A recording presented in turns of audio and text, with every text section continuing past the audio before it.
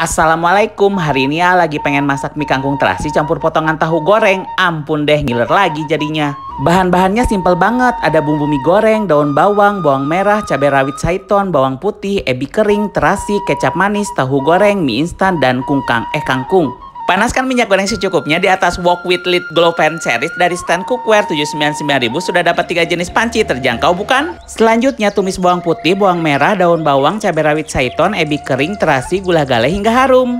Kemudian tambahkan mie yang sudah direbus, tahu yang sudah digoreng, air sumur, bumbu indomie, kecap manis, gula galih sampai merata. Terakhir tambahkan kangkung, gula galih sampai tercampur rata, dan kangkung setengah matang. Nanti bakalan matang kok setelah api dimatikan. Waduh, sedep banget gak tuh? Rasanya enak banget loh. Pedes, wangi terasi, wangi ebi. Aduh, gak nahan nih ngeditnya. Ampun, siap-siap lari ke dapur lagi nih masak mie kangkung terasi. Selamat mencoba.